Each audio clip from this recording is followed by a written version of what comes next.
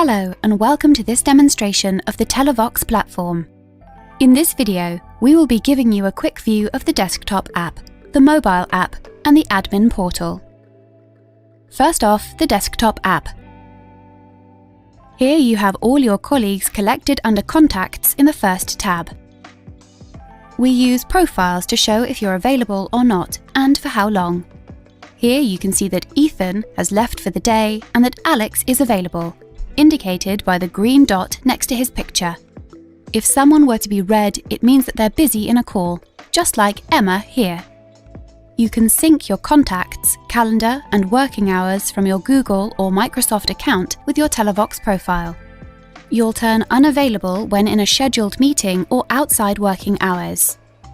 You could also manually set another profile from the list or create your own and choose for how long it will be active. The availability profiles are also used by our system to decide if you're able to accept calls either external, for example from customers waiting in a queue, or internal, from your colleagues. Under the Messages tab, a big part of your internal communication is collected.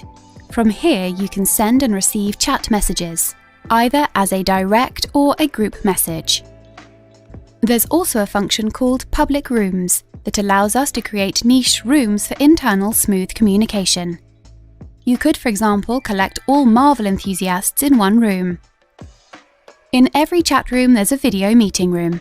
You can either connect to the room with your device through Join Meeting or through a shared PIN or QR code. Let's dig into PBX services.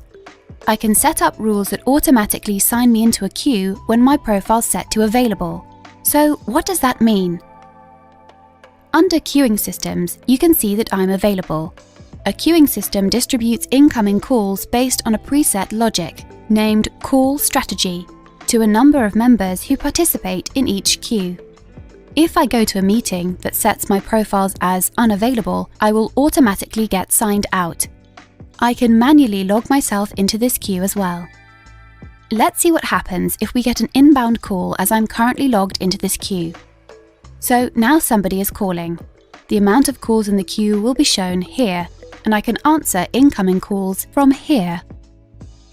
If I want to transfer this call back to the queue, I can do so as blind or attended.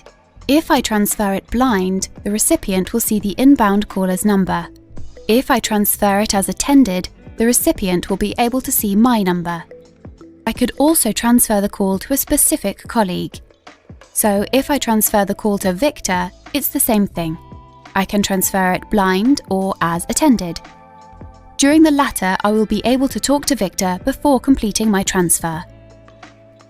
The web and mobile app looks and feels exactly the same. Here you can see we have an ongoing call.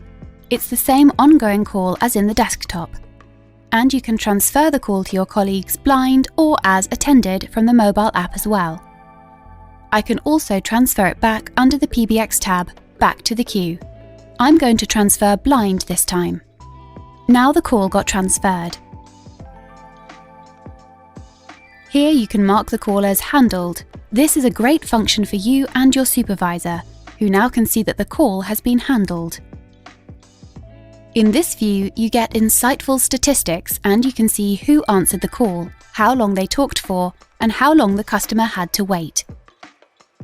If you're on the move, you can see all live statistics from the mobile app, the answer ratio, the average waiting time, the average talk time, as well as the service level. Here, a supervisor can log people in and out of the mobile app as well. You can also open and close the whole queue. Under the Settings tab, there are more settings options that enable further customization. For example, changing the opening hours or the call strategy. Call strategy is where an administrator or supervisor can choose how the calls are going to be distributed amongst members of the queue. Whether you want everyone to receive incoming calls or if you want it to be randomized or prioritized. The sound management of your queues are easily handled here as well. Update your welcome message or waiting music at any time with a few clicks. There's more customization possibilities under the Settings tab.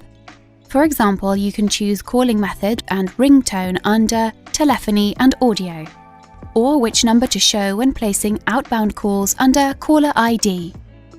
You can choose a hidden number, your support number, or your sales number. In this case, when I'm calling as available, I will always show the support number. Under incoming calls, you can easily set up what you want to happen in different scenarios of inbound calls, even down to detail, thanks to the different profile settings. Under the History tab, you have all your calls documented under the categories of All, Missed, and Voicemail.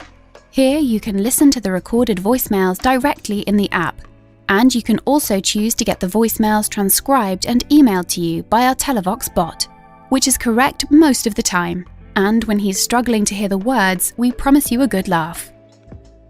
Another powerful function is that you can choose to record the calls.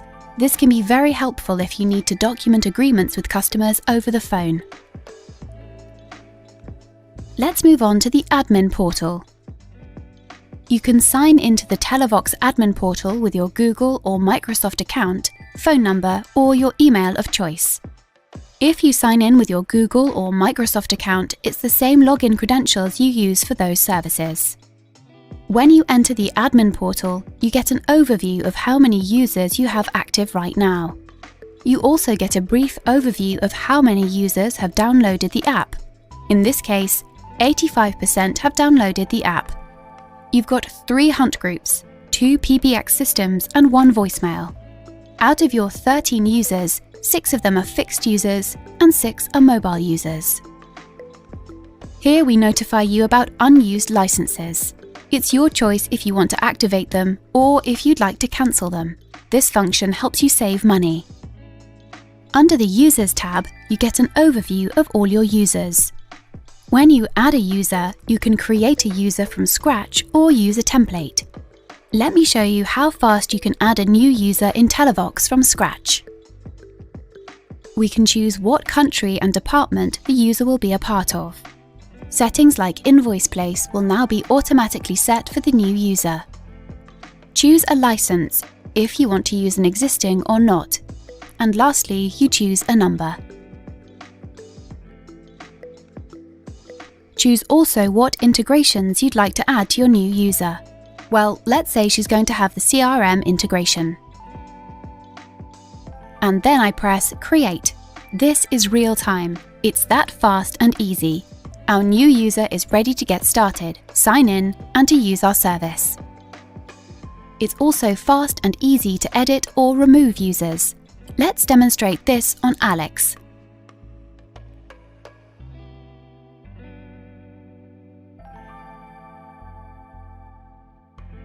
We'll always let you accept before making changes, so you can both add and remove users smoothly. In additional services, it's really easy to add different services like recorded calls or the CRM integration.